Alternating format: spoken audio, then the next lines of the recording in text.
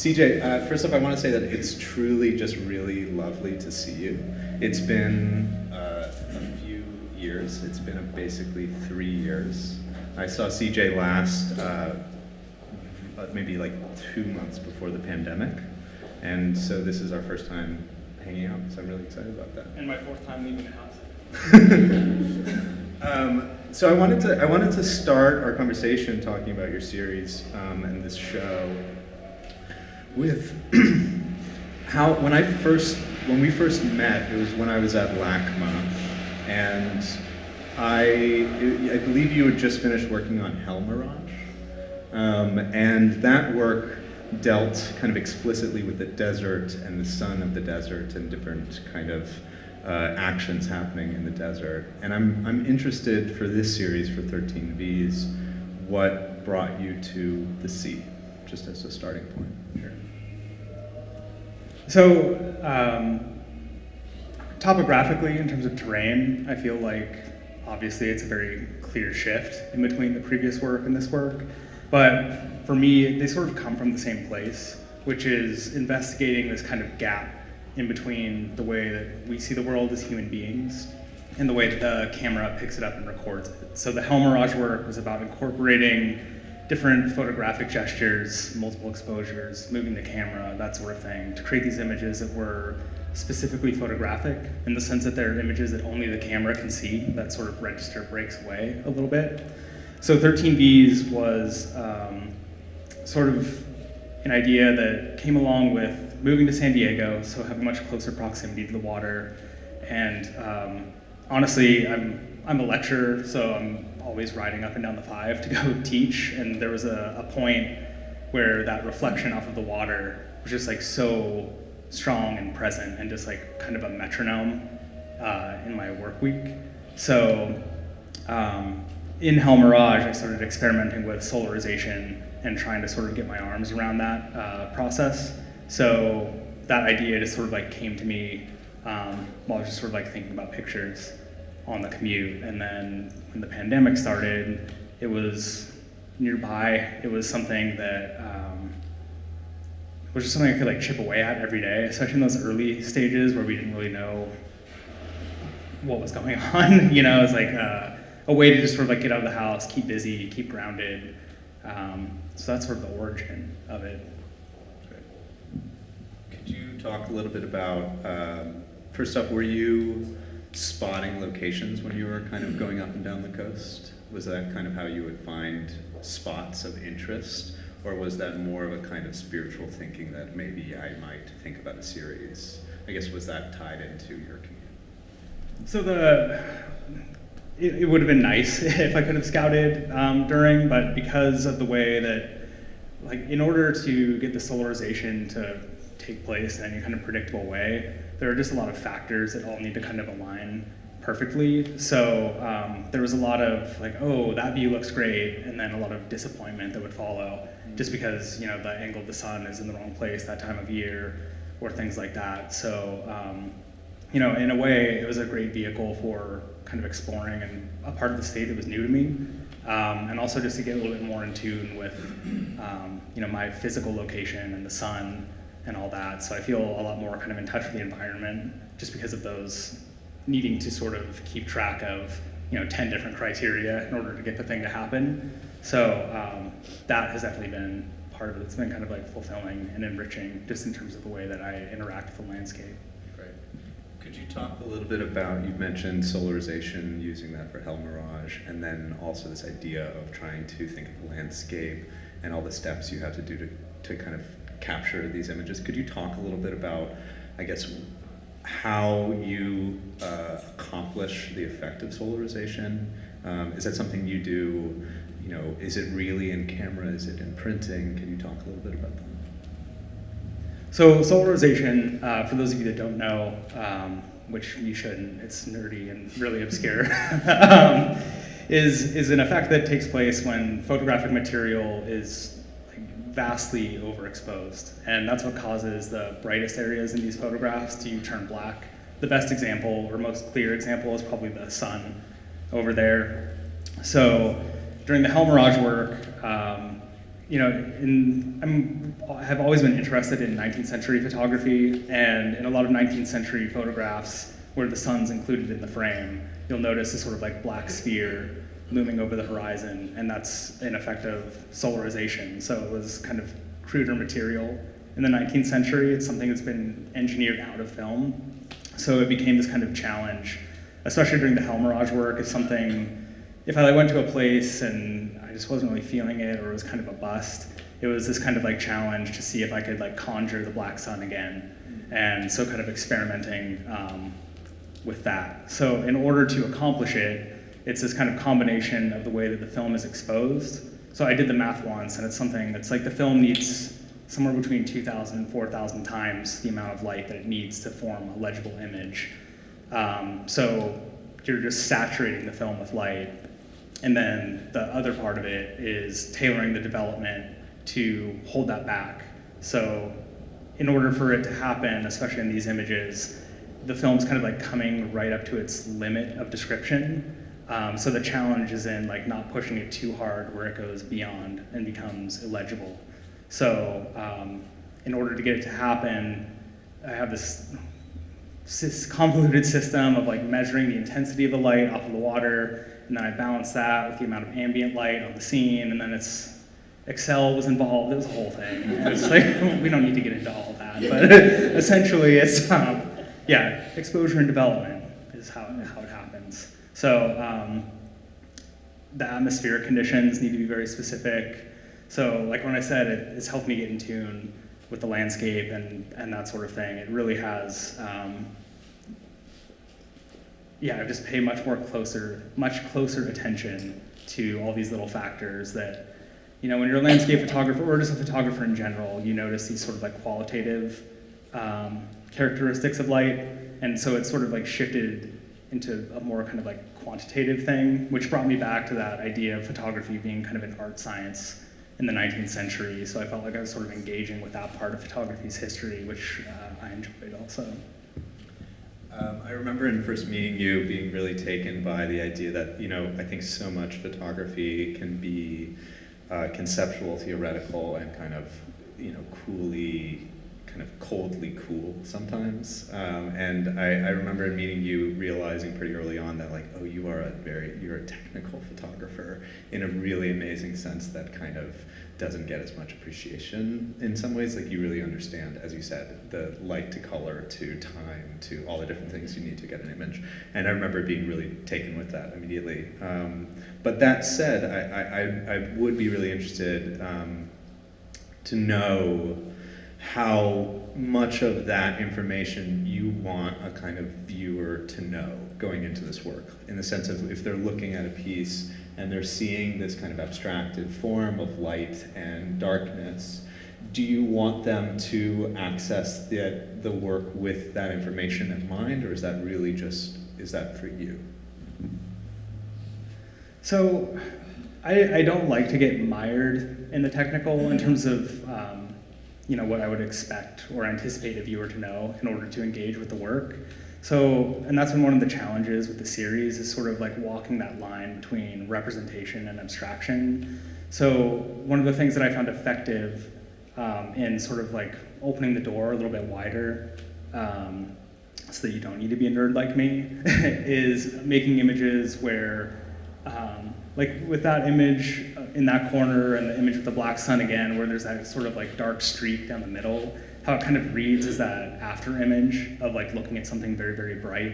So it became really kind of exciting to think about, that's such an experiential thing, like being in a physical place at a specific time in order to see that after image.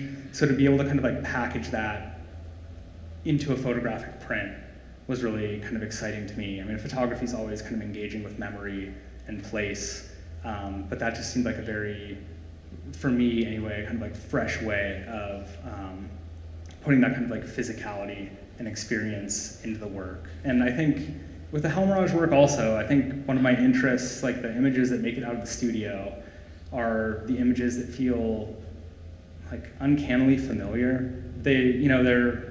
I'm interested in things that only the camera can record, but at the same time, I feel like they're not so far out where we can't engage with them. Like they kind of remind us of experiences or places that are kind of beyond what the rational lens of the camera can record perfectly. Like they feel relatable, even if they're unseeable, if that makes sense.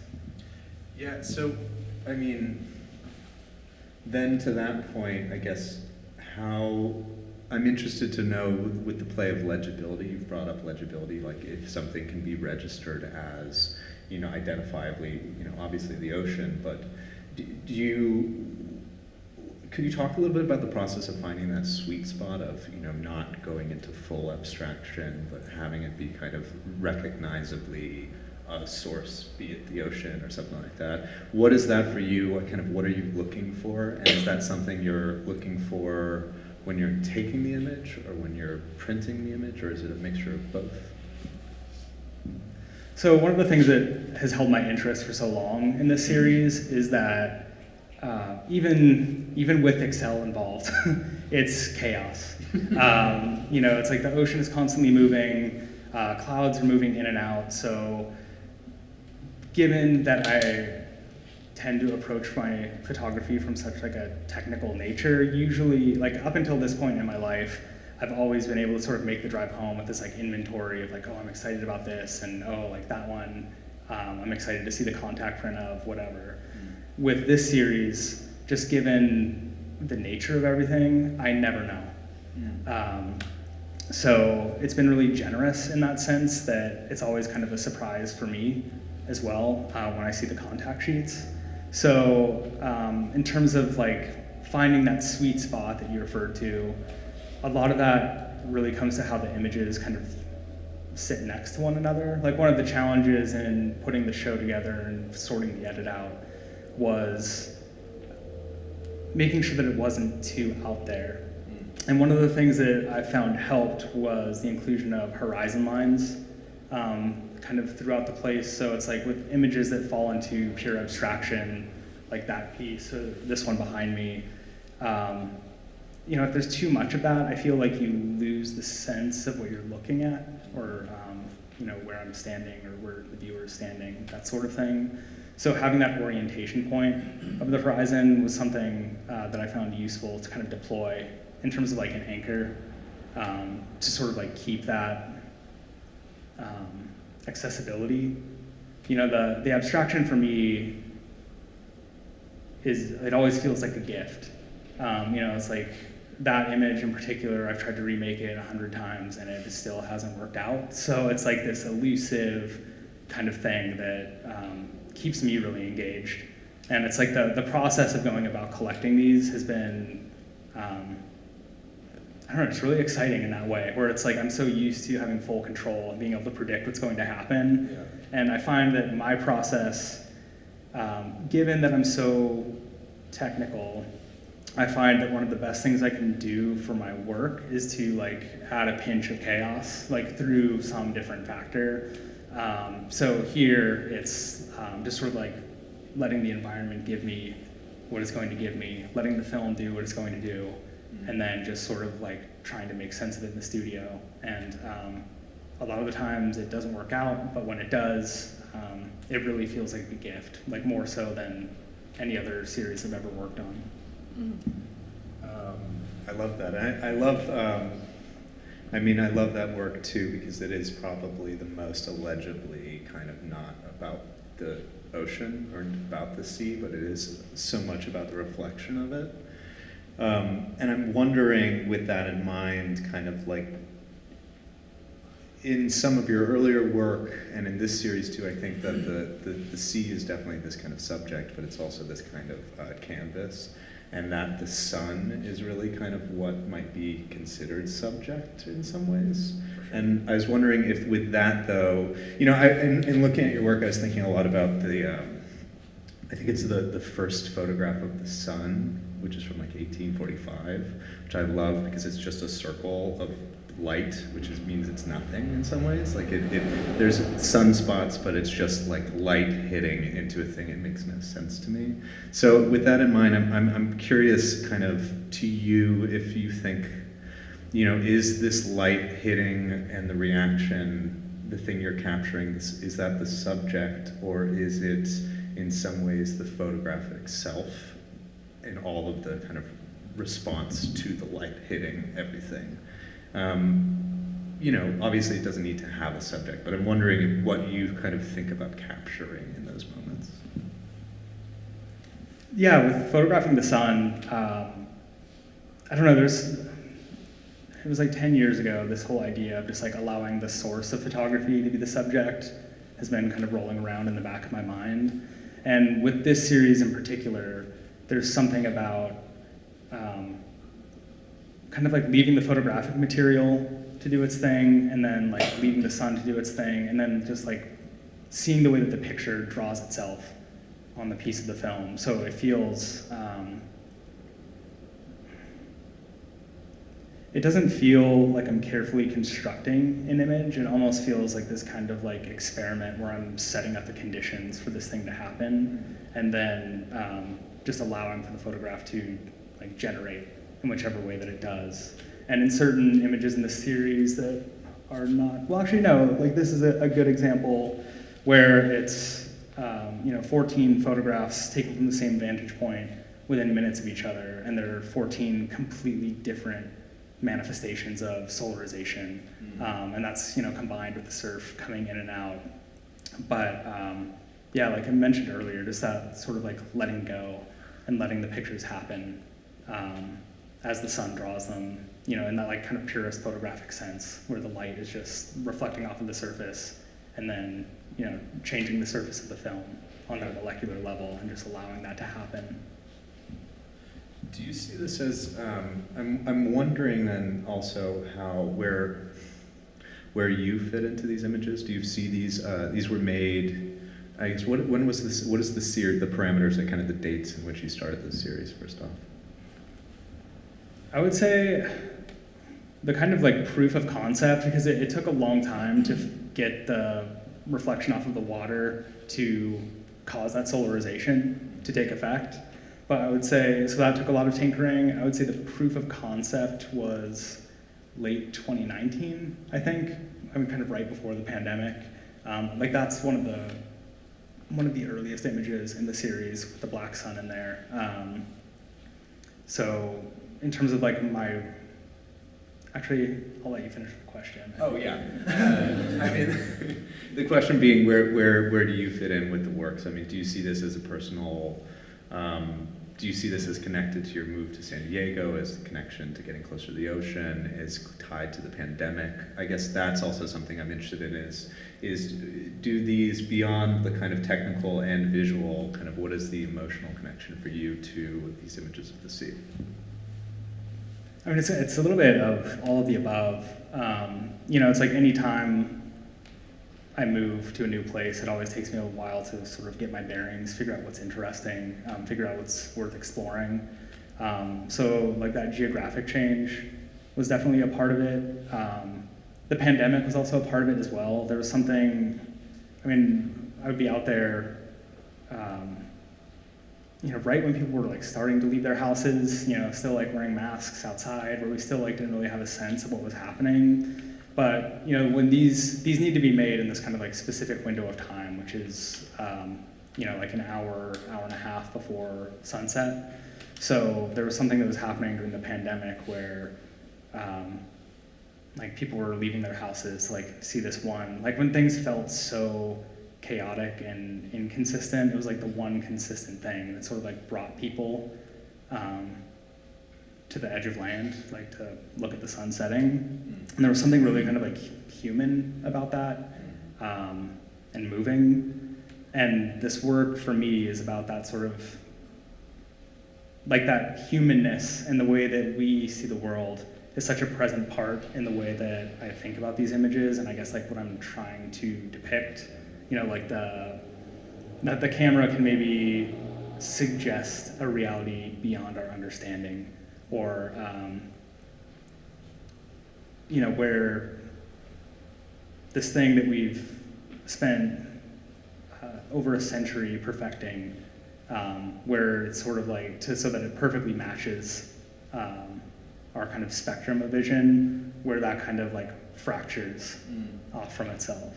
And also just thinking about like what's happening in terms of photographic technology with like, or just art in general with like AI and computational photography and this kind of technological pursuit of perfection, by whatever metric we establish that point.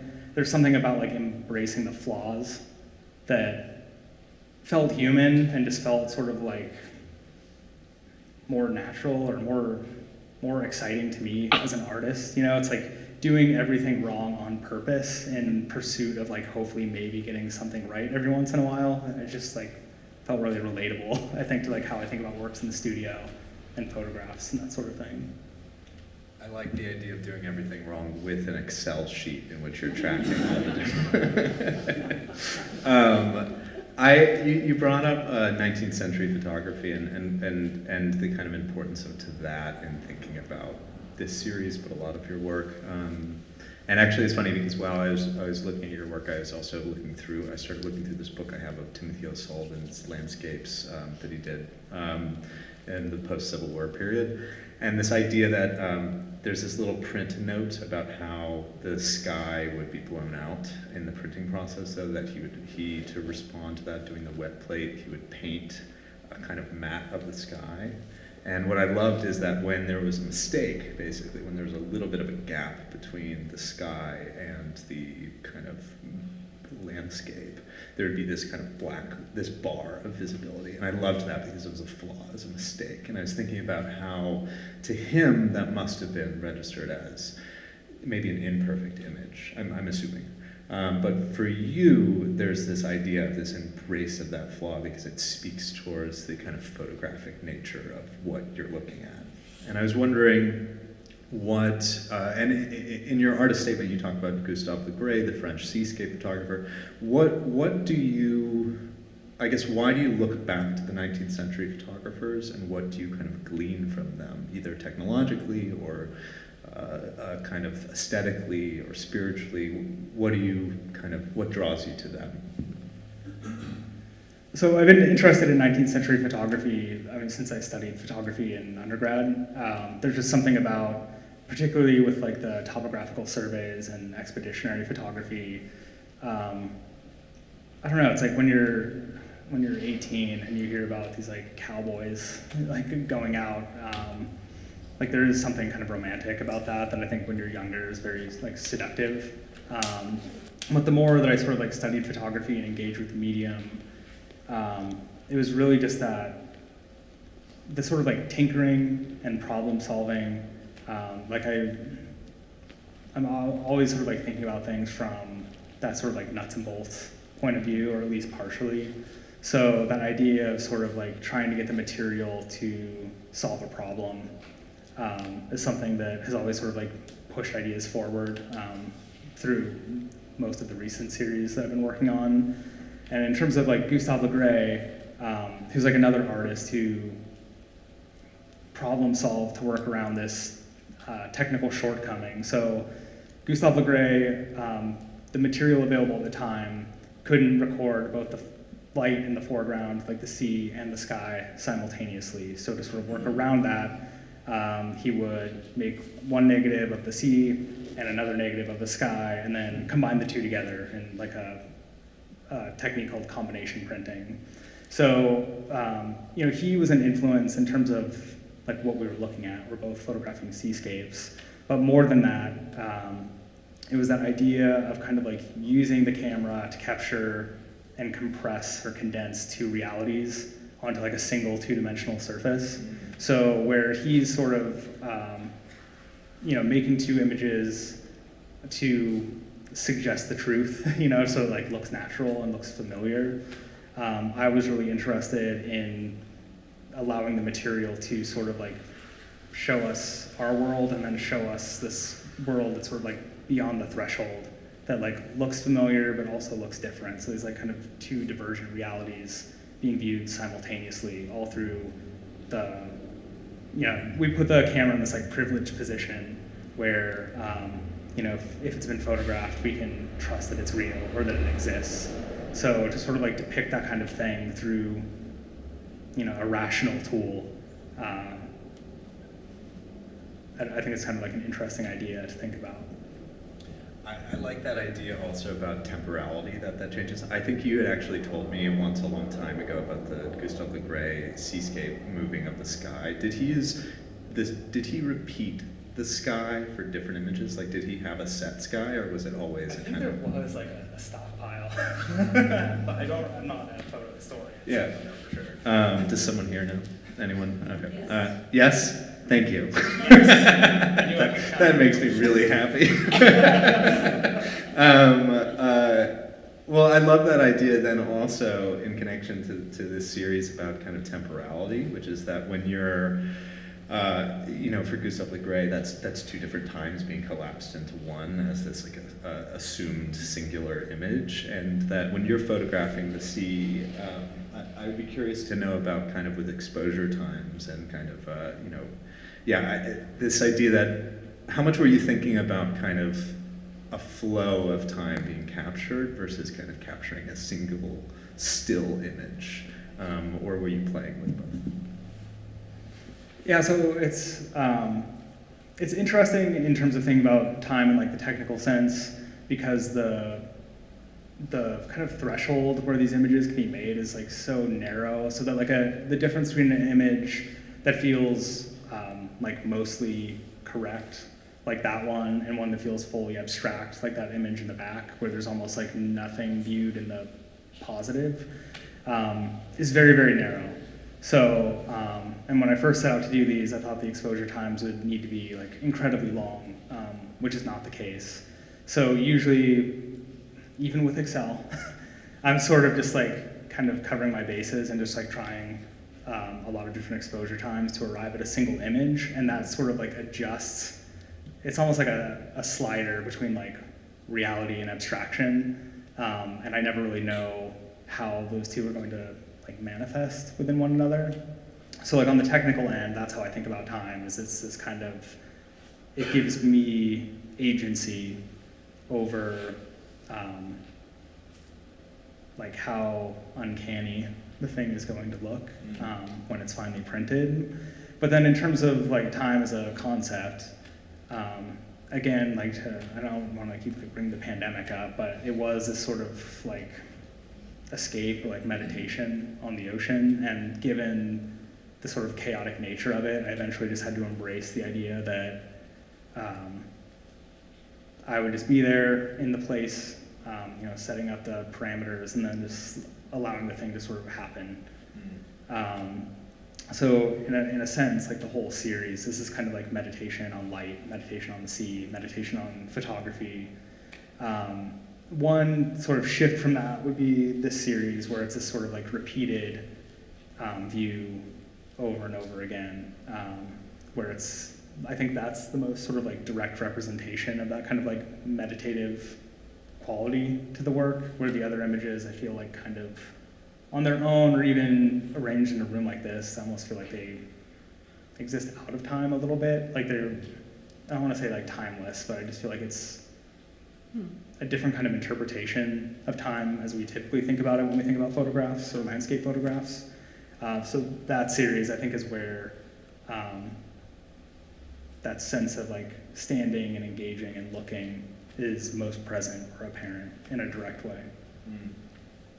I love the idea of thinking about them as, I mean, if you think about the sea as subject, it's a strange thing to capture, because you can tie it to a time and a place in which you took this. It's, you took it during the pandemic, you took it in San Diego, but as the Pacific Ocean, it's a strange kind of timeless subject in the sense that it's always flowing, it's always moving. You're not really capturing anything that can be recognizable. So it's like photographing the sun and calling it, the first photo of the sun. It's a very strange thing to capture the sea.